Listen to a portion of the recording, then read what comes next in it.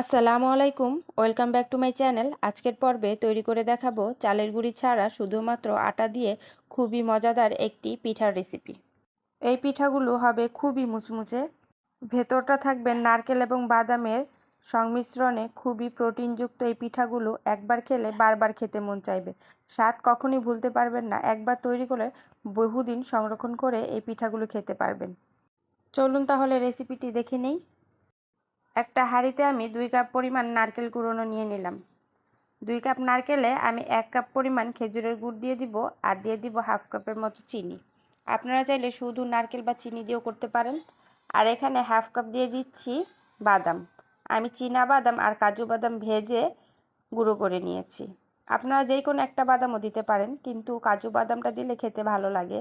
আর এখানে সামান্য পরিমাণ পানি দিয়ে পিঠার পুরগুলোকে তৈরি করে নেব। তো এই পর্যায়ে কিন্তু খেজুরের গুড় ভালো করে গলে গেছে এবং নারকেলের সাথে মিশে গেছে। অবশ্যই দেখতে পাচ্ছেন কালারটাও কিন্তু দারুণ চলে এসেছে। একটু ভাজা ভাজা করে তৈরি করে নেব। পুরটা কিন্তু রেডি হয়ে গেছে। এখন একটা বলে আমি 2 বাটি আটা দিয়ে দিলাম। আপনারা চাইলে ময়দাও ব্যবহার করতে পারেন। তো 2 বাটি আটা আমি এর মধ্যে দিয়ে দিলাম, আর এখানে দিয়ে দিব সামান্য পরিমাণ লবণ। তো হাফ চামচের মতো লবণ দিয়ে দিয়েছি। 1 থেকে 1.5 টেবিল চামচ পরিমাণ দিয়ে দিলাম রান্নার তেল। এই তেলটা দিয়ে হাতের সাহায্যে ভালো করে মাখিয়ে নেব।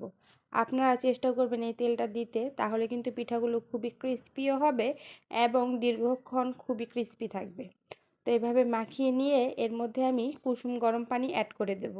আমি পানিগুলো একসাথে অ্যাড করব না, অল্প অল্প করে অ্যাড করে দেব। অল্প অল্প করে অ্যাড করে মাখিয়ে ডো তৈরি করে নেব। একসাথে দিলে দেখা যায় কম বেশি হতে পারে, তাই অল্প অল্প করে দেওয়ার চেষ্টা করবেন। তো এইভাবে আমি একটা সফট ডো তৈরি করে নিয়েছি। অবশ্যই দেখতে পাচ্ছেন ডো কিন্তু পুরোপুরি তৈরি হয়ে গেছে। বেশি সফটও না আর বেশি শক্তও না। আমরা যেভাবে রুটি তৈরি করে খাই ঠিক সেইভাবে। তো এখন আমি রুটি তৈরি করে নেব। রুটিটা একটু বড় আকারে তৈরি করে নেব, তাহলে পিঠা তৈরি করতে খুবই তাড়াতাড়ি হবে এবং ইজিও হবে। তো এইভাবে আমি রুটি তৈরি করে নিয়েছি। রুটিগুলো কিন্তু খুবই পাতলা হবে। আপনাদেরকে দেখিয়ে দিচ্ছি। এটার পুরুত্ব বেশি মোটা না, বেশ পরিমাণ পাতলাই তৈরি করে নিয়েছি। আর এখানে আমি একটা বোতলের মুখা নিয়ে নিয়েছি। তো নিয়ে আমি এখন গোল গোল করে কেটে নিচ্ছি।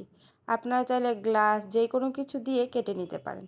তো অবশ্যই দেখতে পাচ্ছেন সবগুলো এক সমান হয়েছে, যেহেতু একটা মুখা দিয়েই কেটে নিয়েছি। তো এইভাবে সবগুলো আমি কেটে নিলাম। এখন এর মধ্যে দিয়ে দিব তৈরি করে রাখা পুর দিয়ে আমি ভাঁজ করে দেব। প্রথমে ভাঁজ করার সময় একটু চাপ দিয়ে দিয়ে তৈরি করে নিতে হবে, তাহলে কিন্তু পিঠাগুলো ভাজার সময় ভেঙে যাবে না।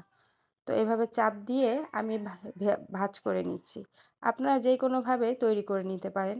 তো আমি এইভাবে আরেকটা পিঠা তৈরি করে আপনাদেরকে দেখিয়ে দিচ্ছি। তো যখন এই পুরগুলো অ্যাড করবেন এই পিঠার মধ্যে, অবশ্যই একটু চাপ দিয়ে নেবেন, তাহলে ভাজার সময় পিঠাগুলো ভেঙে যাবে না কিংবা ভিতর থেকে পুর বের হয়ে আসবে না। তো এইভাবে আমি ভেঙে নিচ্ছি। তো এইভাবে সবগুলো পিঠা আমি তৈরি করে নিয়েছি। পিঠাগুলো তৈরি করে নেওয়া হয়ে গেছে। এখন একটা হাঁড়িতে আমি তেল গরম হতে রেখে দিয়েছিলাম। এর মধ্যে দিয়ে দিলাম সবগুলো পিঠা। তো এই পিঠাগুলো ভাজার সময় তেলটা ভালো করে গরম করে মিডিয়াম টু লো আঁচে ভেজে নেবেন, তাহলে পিঠাগুলো কিন্তু খুবই ক্রিস্পি হবে। আমি পিঠাগুলো উল্টিয়ে দিচ্ছি। আর যদি তাড়াহুড়া করে হাই আঁচে এই পিঠাগুলো ভাজেন, তাহলে কিন্তু পিঠাগুলো ক্রিস্পি হবে না। তো এইভাবে একটু লাল লাল করে ভেজে নেবেন। তো আমি লাল লাল করে একটু ভেজে নিয়েছি। অবশ্যই দেখতে পাচ্ছেন পিঠাগুলো ভাজা হয়ে গেছে। তো এখন আমি নামিয়ে নিচ্ছি। মিডিয়াম টু লো আঁচে এই পিঠাগুলোকে ভাজতে হবে অবশ্যই। তো সবগুলো পিঠা আমি নামিয়ে আপনাদেরকে দেখিয়ে দিচ্ছি পিঠাগুলো কতটা ক্রিস্পি হয়েছে, আর ভিতরের পুরগুলো তো দারুণ হয়েছে। খেতে কিন্তু অসাধারণ। অবশ্যই দেখতে পাচ্ছেন চাপ দিলেই ভেঙে যাচ্ছে। খুবই ক্রিস্পি এই পিঠা। একদিন তৈরি করে অনেক দিন খেতে পারবেন। আশা করছি এই রেসিপিটি ভালো লেগেছে। ভালো লাগলে অবশ্যই আমার চ্যানেলটিকে সাবস্ক্রাইব করে পাশে থাকা বেল আইকনটি প্রেস করে দেবেন। আল্লাহ হাফেজ।